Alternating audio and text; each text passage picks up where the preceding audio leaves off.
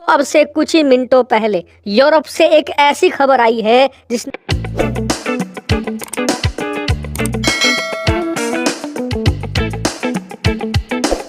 पूरी दुनिया को हिलाकर रख दिया है। दरअसल फ्रांस के राष्ट्रपति इमैनुअल मैक्रों उन्होंने ऐलान किया है कि हम यूक्रेन के अंदर नाटो के सैनिक भेज सकते हैं। इतना ही नहीं, नाटो का ही एक दूसरा सदस्य देश है स्लोवाकिया, उसके प्राइम मिनिस्टर ने भी कहा है कि हम लोग यूक्रेन में नाटो की सेना उतारने पर विचार कर रहे हैं। इसको लेकर प्लान बनाया जा रहा है। और यकीन मानिए ये खबर न सिर्फ रूस, यूक्रेन, यूरोप बल्कि पूरी दुनिया के लिए आत्मघाती खबर है, क्योंकि नाटो को यूक्रेन के अंदर भेजने का मतलब पता है क्या है? स्क्रीन पर आप खुद देख लीजिए।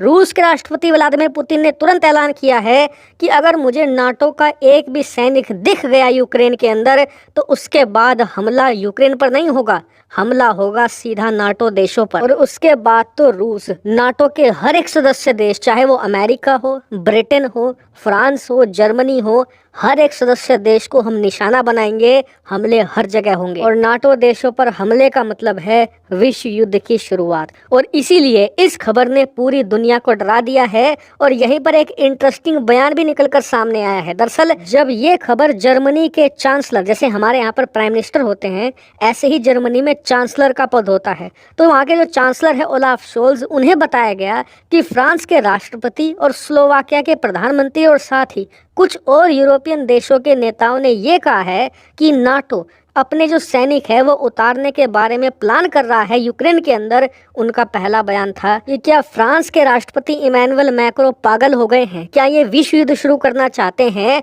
और उसके बाद तत्काल तौर पर नाटो के अंदर जोरदार चर्चा शुरू हो गई। अमेरिका तक में हड़कंप मच गया कि ये हो क्या रहा है। और इस हड़कंप का नतीजा ये हुआ है, स्क्रीन पर आप देखिए, नाटो ने ऐलान किया है कि हमने कोई भी ऐसा बयान नहीं दिया ऑफिशियली, ना ही हमारा कोई भी ऐसा प्लान है कि हम अपने सैनिक यूक्रेन में उतारेंगे। फ्रांस के राष्ट्रपति ने जो कहा है वो उनके व्यक्तिगत विचार हैं, हम उनसे सहमत नहीं हैं। और इस समय नाटो के देश रूस का गुस्सा शांत करने के लिए कुछ ना कुछ कर ही रहे हैं। जैसे कि जर्मनी ने ऐलान किया है कि हमने अब से कुछ महीने पहले यूक्रेन से वादा किया था कि हम आपको लॉन्ग रेंज मिसाइलें देंगे।